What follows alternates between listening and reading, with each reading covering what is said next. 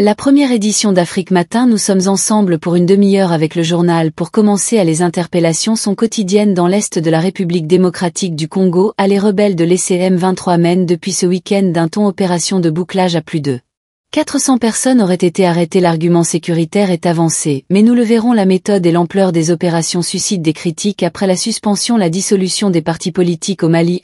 Quelques 300 formations politiques maliennes doivent cesser leur activité sans délai, réduit au silence par la junte ces dernières semaines. Les militants pro-démocratie s'insurgent au Libéria. À la Chambre des représentants, un nouveau président à la fin sur le papier à d'une impasse institutionnelle, mais nous le verrons, les perspectives restent incertaines. À la une de cette édition également, à cette première réaction des autorités centrafricaines après l'extradition à Bangui, il y a 10 jours, du chef rebelle Armel Saillant. Le porte-parole de l'exécutif salue la coopération diplomatique avec le Cameroun et puis cet étonnant concours de propreté à Madagascar a balayé devant sa porte, peut rapporter gros à Tananarive. Reportage en fin de journal.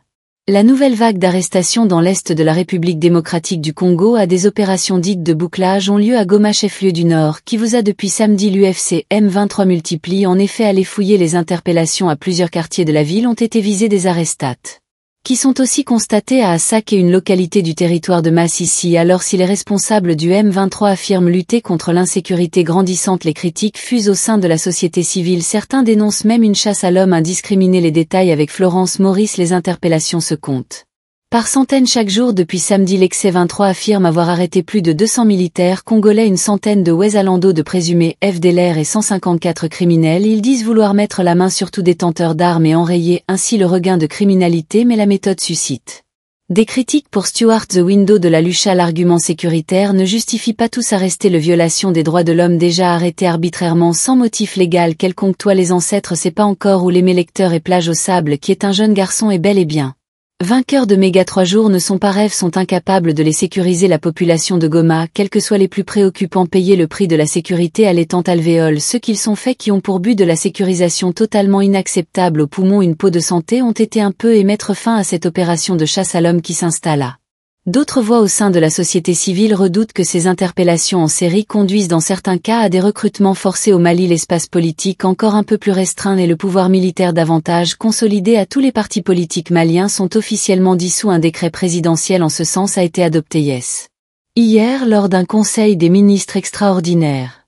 Le gouvernement de transition précise que cette mesure s'inscrit dans un processus de réforme. Il s'agit plutôt d'une dissolution programmée pour les partis politiques maliens qui n'avaient cessé ces dernières semaines de faire part de leurs craintes, alors que le mouvement inédit de contestation qui a éclos au Mali est muselé par la sécurité d'État. À certaines figures pro-démocratie ont cependant confié leur réaction hors micro à David Baché. C'est une continuité logique, pose un ancien ministre, mais c'est grave et inédit, aucune surprise. Comme en outre nous continuerons de nous battre même dans l'ombre. Un dirigeant de parti en première ligne dans la contestation estime que cette dissolution ouvre le boulot vers un pouvoir autocratique, mais nos idées s'exprimeront d'une manière ou d'une autre, poursuit cette source avec colère. Leur seule préoccupation est de conserver le pouvoir. La lutte organisera, et nous gagnerons avec ce décret. Nous sommes officiellement retournés en dictature, s'indigne un autre opposant en référence au régime militaire du général Moussa Traoré, qui a dirigé le Mali jusqu'en 1991. La lutte s'annonce ardue, mais les Maliens sont historiquement initiés et attachés à la démocratie, poursuit cette source citant la charte du Mandé de 1236, souvent considérée comme une première déclaration des droits de l'homme. Certains cadres politiques, toujours soucieux de rester dans la légalité, envisagent déjà des actions judiciaires pour contester cette mesure, mais les organisations politiques étant désormais dissoutes, ces éventuelles actions ne pourront pas même être entreprises en leur nom. Quant à la mobilisation citoyenne, elle s'expose plus que jamais au risque de répression, et plutôt hier à la chaîne d'information francophone TV5 Monde s'est vu retirer ses droits de diffusion au Mali par la haute autorité de la communication. En cause un journal du 3 mai dernier dans lequel TV5 a donné la parole aux manifestants qui réclamaient la fin de la transition, rappelant que FR et France 24 sont coupés au Mali depuis mars 2022. Il y a un peu plus de 3 ans, les organisations de défense des journalistes comme et RSF dénoncent régulièrement les atteintes aux libertés d'expression et d'information au Mali, et plus globalement dans les États du Sahel. Et l'indignation ne retombe pas au Kenya après les déclarations lundi de William Ruto. À toutes les personnes disparues ces derniers mois ont rejoint leur famille, assure le président kényan. Le président kényan qui a par ailleurs rappelé que les enlèvements et les disparitions forcées n'avaient pas leur place sous son oreiller, sous son autorité. Une des La ration qui fait bondir une partie de la population civile un an après la mobilisation contre la loi de finances dont la répression policière a fait près de 60 morts et 80 disparus. Correspondance à Nairobi de Gaël Lalex. Nous trouvons cette déclaration inexacte et méprisant à l'égard des familles kenyanes qui continuent de chercher leurs proches écrits dans un camp.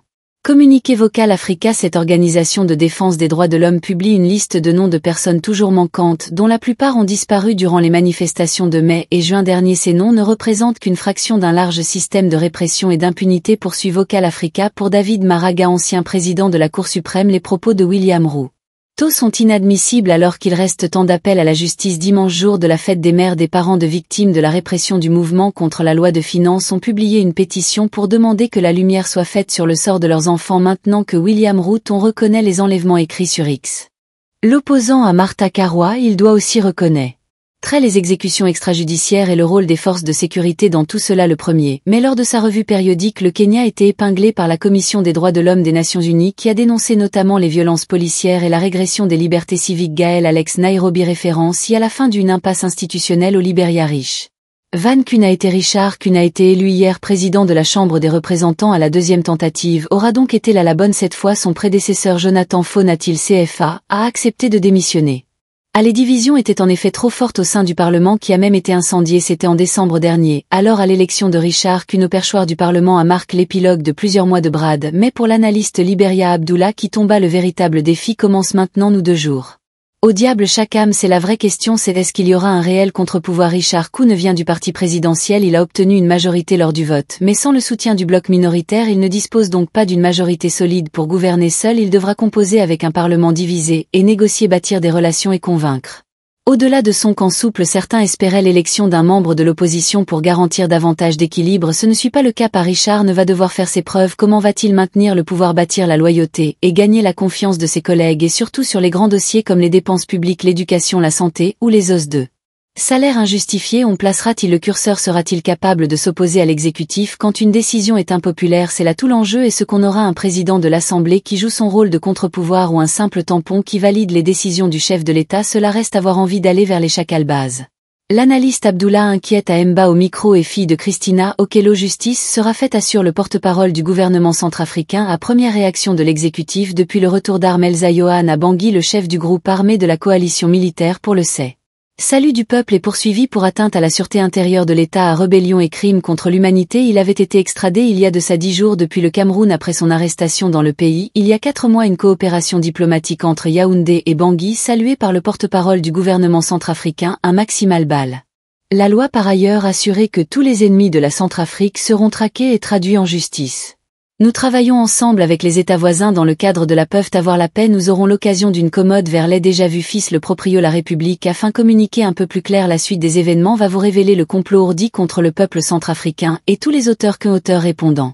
L'Assad devant la justice sûre, pour cette raison que les relais et autonovis travaillant et le gouvernement va prendre ses responsabilités. Je pense jamais savent père pour ceux qui continuent à gesticuler, pour ceux qui continuent à travailler dans l'homme pour créer le désordre dans ce pays. Ce cas prouve à suffisance que notre pays payé debout. La RC d'aujourd'hui n'est pas la RCA d'hier. Nous travaillons pour préserver l'unité nationale. La paix. Amnesty International réclame de son côté des enquêtes efficaces sur les crimes commis ces 2 dernières décennies contre les civils en Centrafrique. Il y a urgence de rendre justice à pleines dents. Un communiqué. Le directeur régional de Los Angeles pour l'Afrique de l'Ouest et l'Afrique centrale, nous en avons parlé en ce début de semaine sur RFI. L'Africa assis au forum s'est refermé hier à Abidjan, à la capitale économique ivoirienne, où les candidats à la tête de la Banque africaine de développement devaient se retrouver hier à point d'orgue donc. De l'Afrique assis au forum, l'événement a finalement été annulé après le désistement de 3 participants. Les détails avec notre envoyé spécial sur place Julien Clémenceau. Point d'orgue attendu de la SF. Mardi, le débat des candidats à la présidence de la BAD n'a finalement pas eu lieu avant même le début du forum. Le Tchadien Abbas Eoli avait fait savoir décliner l'invitation, puis entre lundi et mardi, c'est le bien Samuel Meibo qui refusait l'obstacle, bientôt imité par la Sud-Africaine Swazi Chabal. Pas de déclaration officielle, mais pour les 2 anglophones présents à Abidjan, c'est semble-t-il leur manque de maîtrise du français, une des 2 langues officielles de travail de la BAD, qui les aurait dissuadés de monter sur scène. Après avoir proposé des entretiens séparés aux Sénégalais Amadou Hat et aux Mauritaniens Sidi Ould Ta pour qu'ils exposent leur programme, les organisateurs ont finalement jeté l'éponge alors que la campagne touche à sa fin. L'élection restée indécise. Chaque pays actionnaire de la banque possède des droits de vote en proportion de sa souscription. Premier acte Chez Africains de la BAD, le Nigeria est premier actionnaire non régional. Les États-Unis seront cette année les principaux faiseurs de roi. Julien Clemenceau. Abidjan refit à Madagascar quand les habitants sont financièrement incités à nettoyer les rues. Les 5 quartiers les plus exemplaires dont Antananarive, la capitale, rampe, porteront chacun 200 millions d'Ariane, soit près de 40 000 €. À de quoi évidemment mobiliser les Malgaches qui recevront aussi du riz lors des opérations de nettoyage. Un grand concours de propreté lancé donc que par le président en Radel, et l'initiative elle suscite des réactions partagées. Guilhem Fabry à Monarque-sous. Une partie des habitants ont l'habitude de nettoyer les rues ensemble si les trottoirs sont propres malgré le faible nombre de bennes à ordures à disposition. Les canaux qui passent entre les habitations. Charline en revanche, quantité d'emballage plastique. Le concours est un bon moyen de faire reculer les mauvais comportements, estime M. Dalla, le chef adjoint du quartier. L'État et la commune ont une part à jouer pour assurer la propreté du quartier, mais je pense que cela dépend surtout de nos efforts. Nous qui vivons ici, le concours organisé entre tous les quartiers va contribuer à changer la mentalité des personnes récalcitrantes, parce qu'il y aura une récompense à la fin. Dans le quartier, beaucoup partagent le même avis. Assise sur un muret, Élysée, une enseignante retraitée, observe le va-et-vient des scooters et des piétons à la tombée de l'ennemi. Je pense qu'il faut pas rémunérer individuellement les habitants qui toient, il faut plutôt donner de l'argent aux Fouquets dans les plus petits échelons administratifs pour qu'ils investissent dans une police de l'hygiène. Nous avons besoin de gardiens de la propreté, les pleins milieux d'un membre en encourageant une mobilisation citoyenne. Le président en aura besoin. Elle veut poursuivre et étendre à tous les quartiers les efforts d'assainissement et d'embellissement entamés dont le centre-ville il y a près de 2 mois. Les résultats du concours de propreté doivent être annoncés au plus tard le 26 juin, jour de la fête nationale. Vient pas brillant Antananarive, refit en Antananarive où il est 6h44. 1 heure de pluie ici à Paris. Afrique Matin sur Terre et FIA. Nous sommes encore ce matin sur les rives de l'Oubangui. Embarcation à suivre à bord des pirogues qui rallient à Bangui, la capitale centrafricaine, et Zongo en République démocratique du Congo. Nous le verrons, les deux villes voisines sont très dépendantes l'une de l'autre économiquement. Africain Économie au Ghana. Ce mercredi, premier producteur d'or du continent, le pays voit l'industrie minière s'étendra un peu plus chaque année. Alors les terres sont de plus en plus rares pour les agriculteurs. Beaucoup sont forcés à se reconvertir et nous le verrons, ils ont parfois beaucoup de succès. Dans la chroniqueur des matières premières, nous décrypterons le rapport Cyclope qui a été publié hier, et puis nous appellerons nos confrères de la Première pour faire le point sur l'actualité des territoires français de l'océan Indien. Dernier épisode ce mercredi de notre série de reportages sur les rives de l'Oubangui. La rivière fait office de frontière naturelle entre Bangui, la capitale centrafricaine, et Zongo en République démocratique du Congo. Les deux villes sont donc voisines et très dépendantes l'une de l'autre, notamment sur le plan économique. L'industrie manufacturière de Bangui abreuve Ongo en divers produits du quotidien. La cité congolaise exporte-elle de son côté sa production agricole vers la capitale centrafricaine. Des échanges qui sont quotidiens et qui se traduisent par un chassé-croisé de pirogues sur l'art rivière de Bangui. Reportage signé Rolf Steve Domialu. Un arc-en-ciel apparaît dans le ciel alors que la pluie pointe à l'horizon. Quelques débrouillards qui occupent la berge se précipitent pour décharger une pique en convoité d'un costume. Debout à l'extrémité de la pirogue, Girard, un perroquet des 34 en bon, quelques coups de pagaie pour stabiliser le canoë. En cela te fait la course tous les jours avec mon équipe. Nous effectuons une dizaine de tours entre les Devils. Là je ramène des commerçants d'ici qui étaient de l'autre côté pour acheter des fruits et légumes. Raté la hanse sur la berge, une dizaine de Picardie baleinières sans accrochés à des chaînes des voies. Chaque embarcation évoquée pas sa vie discute. Chargeurs montés, des casiers de poissons, des cartons, des bourses collées, huile ou encore des savants sourires aux lèvres. Adeline, propriétaire de magasin à Bangui, est sur le point d'aller vendre ses marchandises à Zango, qu'était Cadra Baiser Besiktas. Les produits que nous partons manquent d'argent, c'est cet anneau. Les commerçants d'aller ravitailler. Faites ville jumelle, véhicules et les motos. Ne perds pas y aller donc. Nous utilisons la pirogue à Ottawa aux heures de pointe. Une embarcation débarque, des Zongans debout sur les sables. Les commerçants discutent les prix avec les livreurs congolais. La bravade. Richard Apiwiz, président de la Fédération des entreprises du Congo, surtout sur le point d'huile de palme saison de hockey Invita, pense que les unes du savon Centrafrique fonctionnent, mais par nos produits par jour ce plus ou moins 1000 et quelques filles qui traversent chaque jour. Dans le côté vivrière, l'avocat même dans tous les pans de banque de Conti des fruits de mangue. Des arachides chaque jour. Je traverse dans son bureau le maire des Zongans, Arthur Gemel. Nous posons le compte d'un accord des jumelages signé en 2021 entre les Devils, la capitale Bangui, et la ville de Zongo, ceux de Sorcière-Moise, qui est la rivière où Bangui a séparé le contenu de ces. Cet accord, c'est favoriser la fraternité. Ces pensées jumelages favorisent l'intégration de nos deux peuples. C'est ça la construction de la maison Afrique. Malgré cet accord des jumelages, certains habitants des débiles subissent des temps en temps des raquettes policiers par et d'autres nombreux sont ceux qui demandent aujourd'hui le subit et l'application des excès sur le terrain. Vol festif de Nalé Bangui. Et si vous avez manqué les 2 premiers épisodes de notre série de reportages, rendez-vous sur notre site ou notre application et récit toute l'actualité. Simon Bourse-Tambour, il est à 5h48 à Paris. Un point sur l'actualité internationale. Donald Trump a poursuivi sa tournée dans plusieurs pays du Golfe. Crée la surprise avec une annonce sur la Syrie. Le président américain lève les sanctions économiques contre le pays. Certaines sont en vigueur depuis plusieurs décennies. Elles avaient été considérablement renforcées à partir de 2011 et la sanglante répression du pouvoir de Bachar el-Assad. On ignore par ailleurs toujours si le président américain fera étape par la Turquie demain, comme le demande le président ukrainien pour des pourparlers avec la Russie. Le secrétaire d'État Marco Rubio sera lui bel et bien présent en Turquie. L'armée israélienne appelle encore une fois les habitants de la bande de Gaza à évacuer les zones où ils se trouvent. Avertissent en 2 prochaines frappes le chef des opérations humanitaires de l'ONU. Nu livre lui un discours choc des inédits. Il parle de des génocides à Gaza. Allez-vous agir de façon définitive pour empêcher un génocide? S'indigne Tom Fletcher. Et puis le 78e festival du film de Cannes s'est ouvert. Vaste grande messe annuelle du cinéma dans le sud de la France. Un festival que vous pouvez évidemment vivre sur RFI jusqu'à la remise des récompenses dans 10 jours. En léger retrait face au dollar fort, Laurent a vu son cours s'envoler ces dernières semaines. À ce matin, nous sommes au Ghana, le premier pays exportateur africain du plus précieux des métaux. Le secteur est si porteur là-bas, à qui la prend de plus en plus de place. Au Ghana, les terres sont même préemptées par l'industrie minière. À conséquence, les agriculteurs ghanéens sont forcés de se reconvertir. Exemple ce matin dans la région orientale, avec cette communauté de fermiers à réorienter dans la fabrication d'un savon noir africain. Économie au Ghana avec Victor Carr.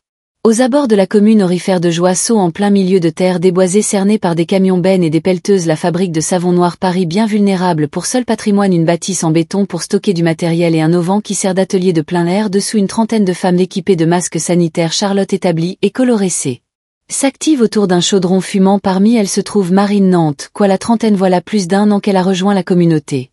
Elle est née ici. Nous sommes tous originellement des fermiers. Quand les mineurs sont arrivés dans notre communauté, ils ont détruit toutes nos terres. Nous n'avions plus de travail, sont amenés à main nue, a dit assis en retrait un homme acquiesce. L'air grave, employé de louange à Advocate Sport Community Alternative. Francis Manu se souvient parfaitement de sa première visite à Sousse en 2020 et du chômage généralisé qui sévissait dans cette communauté. Sa mission depuis lors et ses fermiers expropriés à sortir de la misère. Rivière et fin août dévoile ce que nous faisons ici, c'est essayer de redonner à la communauté le contrôle de son développement. Quand on commença à travailler avec elle, on l'invite à trouver une vision d'un, se concentrer sur un projet unique, puis nous les aidons à hauteur de 9 000 $.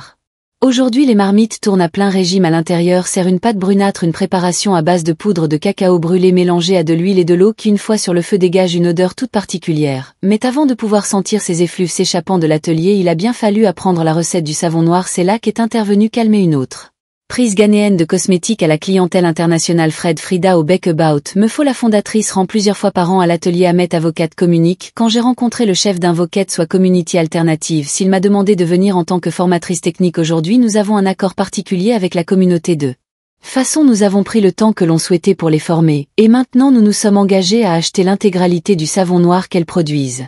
Pas de coup de grâce aux commandes de calmer chaque fabricant. Pont Savon Noir parvient à gagner 1010 par mois, une soixantaine d'euros environ, de quoi, selon elle, largement subvenir aux besoins de leur famille. Mais ce revenu risque d'être menacé à l'avenir en tour d'exploitation minière. L'atelier de production n'est pas à l'abri d'être un jour détruire son tour. Or, Cariou de retour de joie sur RFI. La course aux métaux et aux minéraux au cœur des tensions géopolitiques. Malgré la trêve entre Pékin et Washington, les terres rares restent notamment un point central des rivalités entre les deux puissances. Alors comment y voir clair sur les marchés mondiaux dans une période de rupture géopolitique et de tension? C'est le défi auquel ont dû faire face les auteurs du rapport Cyclope. Marie-Pierre Font nous détaille les conclusions de cette Bible annuelle des matières premières. Ce qui ressort du rapport Cyclope, c'est que les matières premières restent à l'origine des grandes dynamiques économiques et qu'elles restent source de convoitise, que l'on parle des terres rares ukrainienne, du cobalt congolais, du pétrole russe ou du cacao africain. En 2024, malgré des conflits, le commerce a finalement continué, mais en 2025, le choc provoqué par le retour de Donald Trump a ajouté une dimension imprévisible à une accumulation de situations géopolitiques déjà complexes. Les taxations entre la Chine et les États-Unis sont aujourd'hui à des niveaux toujours très élevés. Plus que jamais, c'est l'incertitude qui domine, et cela se traduit par une grande nervosité sur les marchés des matières premières. Depuis quelques mois, l'actualité des matières premières est dominée par les métaux. C'est le constat que font les auteurs du rapport Cyclope. Les métaux sont devenus une quasi-obsession de Donald Trump et ont été directement pris dans la tempête des taxes américaines et des contre-mesures chinoises. Les cours de plusieurs métaux se sont illustrés par une forte volatilité ces dernières semaines, un facteur qui est regardé de près par les miniers quand ils doivent décider de faire de nouveaux investissements. Les tensions politiques ont aussi entraîné une réduction de l'offre et fait flamber le prix de l'étain, du géranium ou encore du gallium. Ils ne sont pas plus demandés mais simplement moins disponibles. Ce qui change avec Donald Trump, c'est que les tabous sont tombés. Les métaux sont devenus un enjeu majeur de souveraineté et de puissance, un élément de survie en quelque sorte. Autant Aucun outil de domination, pointent les auteurs de Cyclope. Maîtriser les minerais et les métaux est essentiel pour aller vers la transition énergétique, mais aussi le rayonnement industriel, les étalons intégrés. Mais on assiste aux États-Unis à un changement de méthode. Si la question des mines et des métaux pose pour tous la question des territoires et des régions à valeur Rosée pour le président américain, elle pose la question de zones à conquérir voire annexer. Donald Trump ne s'encombrait d'aucune limite, comme l'a prouvé son décret destiné à autoriser l'extraction de minerais dans les fonds océaniques. Marie-Pierre Homme-Fond, à réécouter ou à lire quand vous le voulez sur notre site internet. Rapport renfermait cette première édition d'Afrique Matin. Nous retrouvons comme chaque jour nos collègues de la première à l'actualité de l'océan Indien qui nous emmènent aujourd'hui à La Réunion et à la une ce chiffre record pour le secteur du tourisme l'année dernière. Bonjour Benoît Ferrand. Bonjour. 550 000 visiteurs, pas en de moins, et les pros. Chiffre de 2025 semble confirmer la tendance, et ce malgré une baisse enregistrée au niveau de la clientèle locale, sans doute suite d'autres visiteurs très indésirables, cela nommé Garance ou Chikungunya. Reportage dans le sud de leur union. Ayant signé Suisaté ma tranquillité, charme créole, piscine, l'heure qui mêle la petite, il offre tout le confort souhaité aux visiteurs. Les 5 chambres d'hôtes de ce gîte respirent l'authenticité. Pourtant depuis le début de l'année, le propriétaire des lieux, Florian, a du mal à remplir par rapport à une baisse de la fréquentation. Long de la clientèle extérieure, et notamment avec l'effet cyclone qu'on a eu depuis 2 ans de façon consécutive, mais les locaux étaient présents, alors il y a une consommation avec la clientèle locale, mais moindre quand même que les années précédentes. 15% de remplissage seulement en février, 40% de réservations en mois depuis le début de l'année, c'est la tendance. Un peu partout, les 250 gîtes de la Réunion comme pour les hôtels ont dû faire face aussi au chikungunya, assure Florian O'Haraud, qui est aussi président des Gîtes de France Réunion. Énormément de locaux qui limitent la fréquentation est sorti le week-end. Non, n'a pas subi énormément d'annulations, mais plutôt des non-réservations. Les gens n'ont pas réservé pour les semaines et les mois qui arrivent. Les gens hésitent encore, puisque comme dans tous les médias métropolitains, on mentionne la présence de chikungunya, donc ils pensent que même après le pic là, donc pendant la saison d'hiver, il y en aura encore, donc une réserve pas dans certaines structures d'hébergement là. La clientèle a baissé de plus de 60%, ça repart timidement en ce moment. Les professionnels du secteur comptent sur la campagne de relance lancée ce mois-ci. Ils campent depuis lundi devant les locaux de la Chambre de commerce de Mayotte. Ils se sont seuls chefs d'entreprise qui ont procédé au nettoyage des rues de Mamoudzou après le passage du cyclone Chido, et qui attendent désespérément plusieurs mois après d'être payés. Reportage Henri Fina Mohamed. C'est que mois après le passage du cyclone Chido, aucun centime n'a été versé par l'Académie aux entreprises. Prestataire a pris plusieurs relances, les négociations piétinent selon les entreprises. L'Académie et la préfecture renvoient la balle pour Abdallah ou Soufi, porte-parole des entreprises. Tout travail effectué mérite salaire, non voulait être payé, et avoir une certitude concrète. On va prépayer parce que jusqu'à maintenant on nous dit vous allez, on va vous payer, on va payer. Jusqu'à maintenant on n'a rien de concret qui nous dit qu'on va être payé. C'est pour cela de retourner sur cas demain pour mettre la pression encore une deuxième fois. L'Académie reconnaît le retard accumulé dans ses dossiers. Poussons le feu. Financement ne dépendent pas exclusivement de sa direction. En l'ensemble des autres collectivités, l'Académie attend le versement des crédits. État Bavem Dixon est dédié au paiement des prestations aux cieux. Thématique. C'est la thématique de l'ACI. La situation reste bloquée pour l'instant, mais d'autres négociations sont prévues dans les et les jours qui viennent pour trouver une issue à ce problème qui perdure. Fin de cette édition. Bonne journée à Benoît Ferrand et le journal des autres maires pour refermer cette première édition d'Afrique Matin. À leur retour de l'actualité africaine dans une demi-heure, mais avant ça, et comme toutes les heures sur les filles dans quelques secondes maintenant, place à un nouveau journal consacré à l'actualité internationale. Restez bien à l'écoute de la radio du monde.